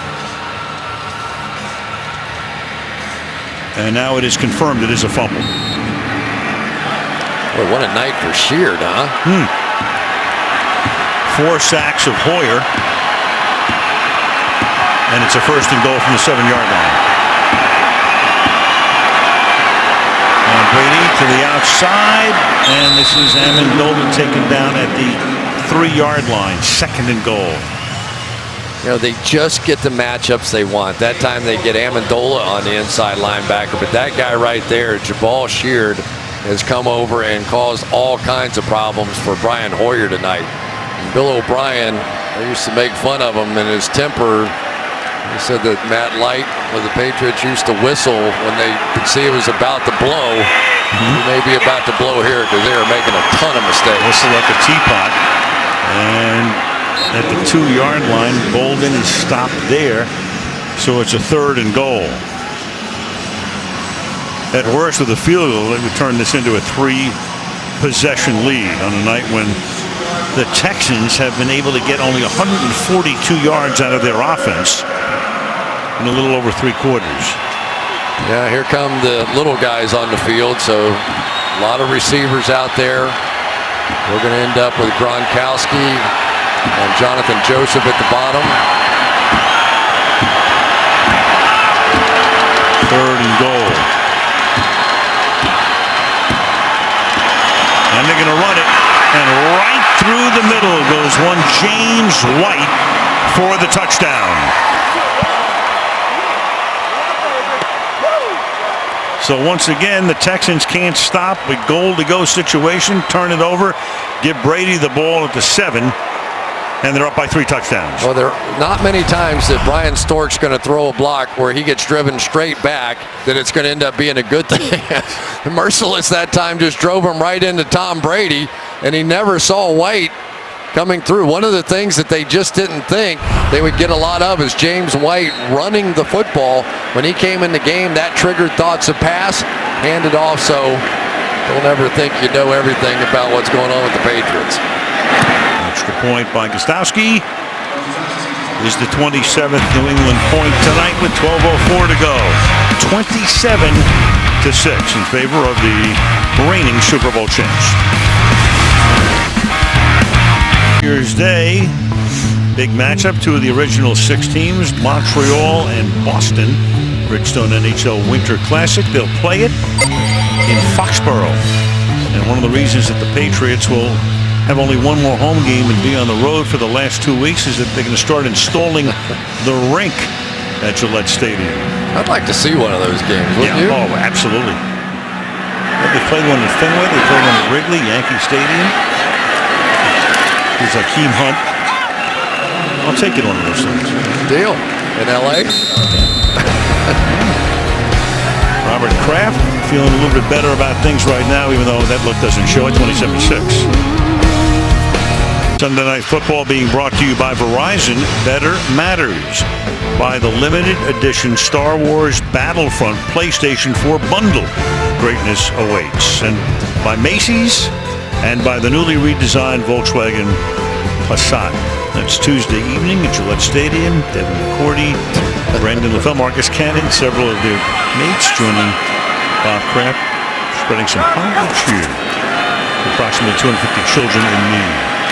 So down 27-6, they start this drive with a Grimes run around the left side to the 19-yard line, tackled there by Mayo. Boy, it's good to see Trod Mayo back making plays again. This defense has been unbelievable tonight. Houston had everything on the line in this game, playing at home, a lot of emotion. And this defense of Matt Patricia has just killed them. They have 13 first or second round guys on this defense, and they are playing like monsters out there tonight. Texans have averaged only 3.4 yards per play tonight. Can't win with numbers like that. And that's flipped away. Hopkins, intended receiver there, has caught only 2 passes tonight. Logan Ryan has done a masterful job on him. Sure has. And everybody on the defensive side, Ninkovich, just play after play. A lot of this is coming to Derek Newton's side, to be honest. Sometimes it's physical mistakes, sometimes it's mental mistakes, but there have been mistakes that way. Now Shear jumps back inside and gets the sack fumble out of that. It has been a long, long night for this Houston offense. And Hoyer flings one deep downfield, and finally Hopkins gets the measure of Ryan. He caught only 2 all night for 12 yards, and finally a bomb here for 41. Well, you know what's happened? They went from helping with him. Now look what happened. They're not helping anymore. They go, why are we helping? Logan Ryan's killing this guy out there. Oh, here's why you help on that guy. I have seen him make some unbelievable catches this year. There's another one to put in the bank. He's made some Odell Beckham type catches. Sure has. One-handed from the 41. And Hoyer deep down the middle. Again, another drop here. Ryan Griffin. It's about the same catch, wasn't it? Right. Another one it looked like he had in his hands and then sort of got knocked out by Chung at the last second. You see him coming right down to shoot at you here. I think he catches it, and then Chung comes over and gives him the tomahawk chop and knocked it out of there. Really not much you can do as a receiver on that one. Then he almost flipped it up in the air, and Ron Harmon almost came up with an easy interception.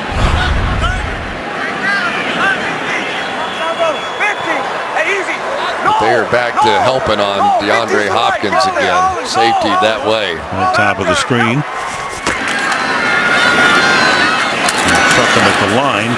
And here is Grimes carrying the ball to the 33-yard line, setting up 3rd down and 2. Yeah, and that's the right decision as a quarterback. The problem is you're down 27-6 now. They put 2 safeties back there to help both ways, and Hoyer goes, all right, my calculator tells me I'm supposed to hand off, and so they do, and still plenty of time. You still go down there and get a score here. Defense has been playing well. Oh, look at this formation. The diamond right. It's the Wildcat again, and Shorts takes it, fakes a toss, and a little razzle-dazzle that turns into nothing. And the crowd lets him know it. Yeah, we have not seen the Wildcat be overly effective. You get all of them out here, and it looks like this would be easy, right? Not so much. Just well played defensively right up front. Again, coming off the edge. Was that Chung again? I'll tell you, that Patrick Chung has had a really big year for this team. He has done a job in coverage that I don't think many people believed he could. And we all know what he can do playing the run coming down. Obviously having to go for it on 4th down and 3. Bring the blitz. And Hoyer will go down to 42, and there is no flag. Hakeem Hicks must have grabbed the jersey at the 38-yard line, and that will be another sack. I mean, Hoyer is really paying the price. And he had a concussion earlier too. Ball turned over on downs to the Patriots, up by 21. Once again, Hoyer being checked out by the medical staff. Backup quarterback is T.J. Yates. Got sacked to end that last attempted drive. And now Brady, well, he hands the ball off to Bolden. Almost another one of those plays. Tackle. He takes it out to the 40-yard line. That was almost the play you showed, Al. He comes looping around the inside there, and I thought he was just going to decapitate. Who was this here, Bolden? Yep. Just missed. Bolden had a half a day. Clowney knew it. He jumped up in the air after the play like, oh, I had him. Yeah, Hoyer's going to go back to the locker room, so we're going to see Yates the next time they have the ball. It's 2nd down and 9.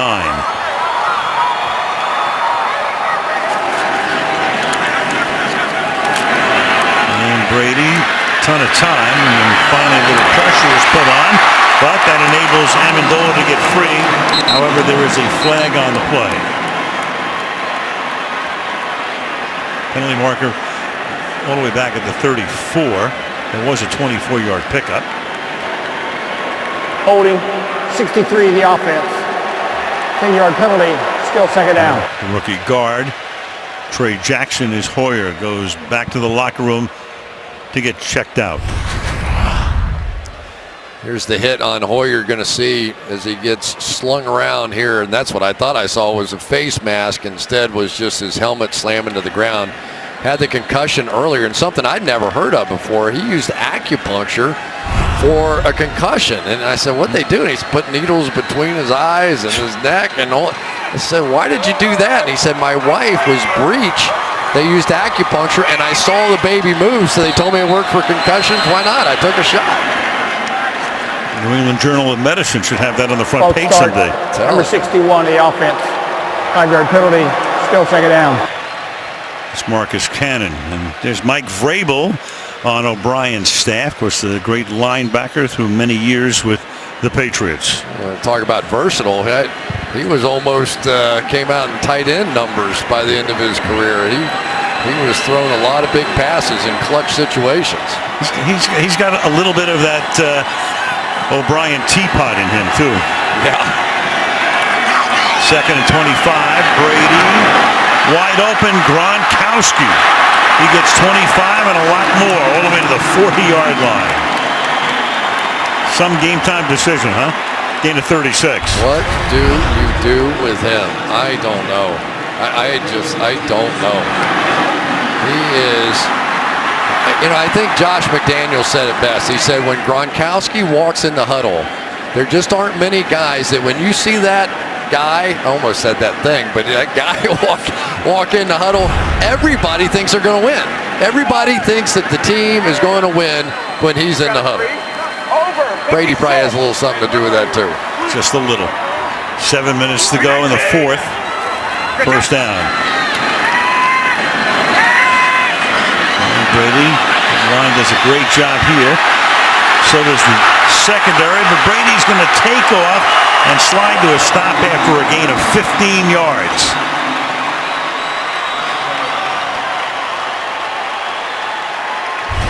Well, it all starts as it has all night. You double team J.J. Watt. Star players don't beat Bill Belichick, and this team got that lockdown. Vince Wilfork blocked out of there, and even Tom Brady running. He caught a big pass last week, so why not build up his stats? But this has been a frustrating night, no question, for J.J. Watt.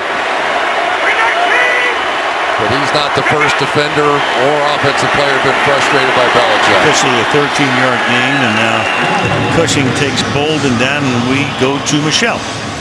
Well, Brian Hoyer has gone back to the locker room for that concussion protocol. You mentioned he had a concussion back in Week 10, and he missed the following game. And I guess, Chris, he may be heading back to the acupuncturist if this turns out to be another concussion. Yeah. There's the Bengal killer over there on the bench. T.J. Yates, every time he plays the Bengals, threw the game-winning touchdown pass, and the only touchdown they scored earlier this year to knock off the Bengals, beat them in the playoffs too. Yeah, a few years back. Timeout is called. A little more for Michelle. Well, a couple of weeks ago, actually just a week ago, I was able to go to the University of Pittsburgh Medical Center and tour their concussion program, which is one of the leading programs in the nation. And I learned a lot. In fact, one of the things I learned is that they have been able, through research, to determine that there are 6 different kinds of concussions that can be treated specifically for their own unique kind of conditions. And they didn't know that before. This has come with a lot of research through that program. So 6 different types can be treated different ways. And by the way, most people think that the best way to treat a concussion is to put someone in a dark room and have them rest for a while. In actuality, they say some of the best way to do it is with active stimuli, either physical or mental. Very interesting. I mean, obviously the league knows it's a huge issue, has become so over the past few years, trying to do everything they can to make the game as safe as possible. But it's a difficult test. 2nd and 11, and Brady's going to go down again. Guess who? Clowney. I mean, he's just tearing it up. This is one of those. I got some bad news for you, and I got some good news for you. The bad news is the Patriots are a lot better than you are for the Texans. The good news, watch what this guy's doing now. Jadeveon Clowney in the last 2 weeks, is that 3 sacks now? I know he had one against Buffalo. I think this is number 2 tonight. And that is a tremendous sign. And maybe J.J. Watt's going to buy him dinner tonight, because if he can start to take some pressure off of Watt and they can get it going off of both edges, Merciless has had a good game inside. That's what they hoped it would turn into. It just never did, because offensively they couldn't score any points. Well, defense, not the issue right now for this team, which is going to go, in all likelihood, to 6-7. The Indianapolis Colts are pretty happy about that, because next week it's going to be Indianapolis against Houston, and then the winner of that game will be an undisputed possession of first place in the AFC South. A lot of 6 and 7 teams in first place right now. AFC South, NFC East. There's White to the 35-yard line. If Indianapolis then wins the game next week, in effect they would have a 2-game lead, because they would have swept the season series. So that will be a vital game for the Texans, because you're not going to have a wild card coming out of this division. Yeah. That's a pretty good little trick play right there by Tom Brady. Did you see that one? Faking the screen one way and looked like he was going to go sidearm Kent to Colby style out to the screen, flips it around, goes screen the other way. Very good. Thank you. That's the only baseball guy I know. Oh, Dan Quisenberry. Yeah, that's good. There you go. So Brady watching that clock go down on 4th down prior to a kick. And they take a timeout here with less than 5 to play. 21-point lead for the Patriots. Well, next week, New England's at home. It's their final home game against Tennessee. What about these guys? Easley out tonight. Blunt out for the rest of the game, obviously. Freeney and McCourty as well. So the question becomes, who's healthy next week? They're used to it. Allen to punt. With 4:53 to play. And a fair catch is called for and made at the 11-yard line by Cecil Shorts. So let's update the playoff picture now, assuming that New England wins this one as TJ Yates comes into the game. So New England on top in the East, they would go to 11-2. Cincy and Denver both lose, and Houston for the moment they would go to 6-7, and Indianapolis would own the tiebreak at the moment. But the thing about New England, and what a day this has been for them, because Cincinnati and Denver both lose. When New England lost last week, had the season stopped on a dime at that point, they would have been the 3 seed because of the tiebreakers. Now, in one day and night, they'll be back as the number 1 seed. And of course, that means a bye, and the road to the Super Bowl would go through Foxborough. And that's knocked away by Logan Ryan, intended for DeAndre Hopkins. So Yates, who was here, then he went to Atlanta, then he came back, and as Chris mentioned before, a Bengal killer. Yeah, and he's got one win this year too over the Jets, so I mean, he has been a good clutch performer for him. He's just kind of a gritty guy, finds a way to get it done, finds a way to get this one done. We're going to put him in the Hall of Fame. First ballot? That won't help get him there. That's Hakeem Hicks taking him down to the 7-yard line. Another Patriots sack. Boy, this defense has some energy, don't they? For Matt Patricia and these guys, this has been some performance. Wife Raina expecting their 3rd baby on Tuesday. Congratulations to them.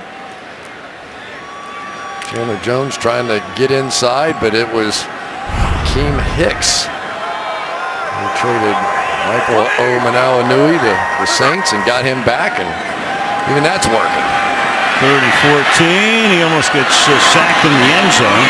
So gets it away, and this is Grimes out to the 11-yard line.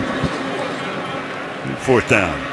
Well, you wonder if you get a little Bill O'Brien teapot. That was a funny story, though. They were all talking about it, that they had the little teapot in the quarterback's room, and Brian Hoyer and all the guys and Tom Brady, and when he got that look on his eyes right there where steam was rising, Matt Light would sit in the back and go The teapot was about to blow. The instigator. Fair catch called for it. The 30. Well, here it is for you. So Brady and O'Brien, and a very memorable scene. Tom had thrown an interception, and there he goes. And who comes in? There's Hoyer coming in. They're trying to play the old Arthur McCanny role, third man in the ring. But Tom Brady, when we asked him about it, he goes, that was our method of problem solving. He said, I hate people that sort of beat around the bush and passive aggressive and all that kind of stuff. He said, I knew what he had to say. He knew what I had to say. It was over in an instant, and we moved on. That's just the way we solve problems when we were together. Yep, and Tom had only very laudatory things to say about his years with Bill O'Brien. Bolden for a couple. Well, next week we go to Philadelphia. Well, the Eagles.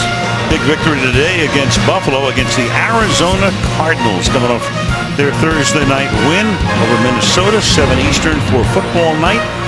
Thursday night, Carson Palmer, tremendous season. Cardinals rolling along, 11-2. Eagles are now 6-7 in that crazy NFC East scramble. Arizona at Philadelphia next Sunday night. And if the Cardinals win that one, they will have won 12 games for the first time in their history. Pretty impressive stuff. Looking at probably the number 2 seed in the NFC, the way things look right now. Of course, Carolina, this amazing season just continues today. Total blowout of Atlanta, 13-0.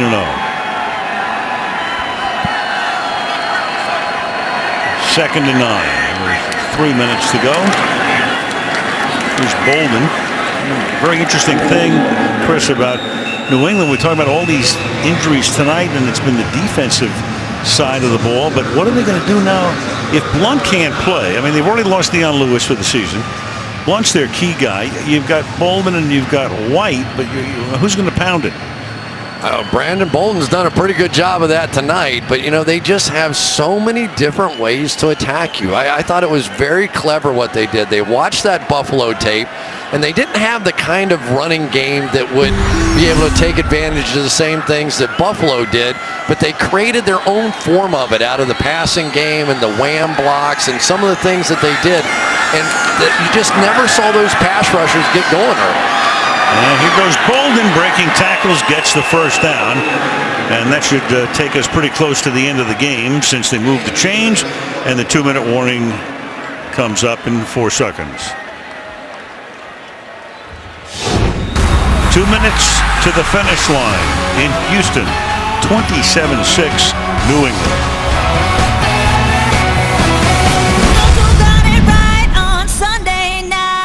Volkswagen post-game report. Michelle on the field with the stars of the game. Liam McHugh is here, but we're going to put Bob Costas on short-term IR with a sore throat. Tony and Mike breaking it all down. Next Sunday's Cardinals-Eagles game. We'll preview that coming up on the Volkswagen post-game report. Well, if you're looking for some good news, if you're a Texans fan, here it is right here. Huge night out of Jadeveon Clowney, and it's no fluke. He did the same thing a week ago in that game.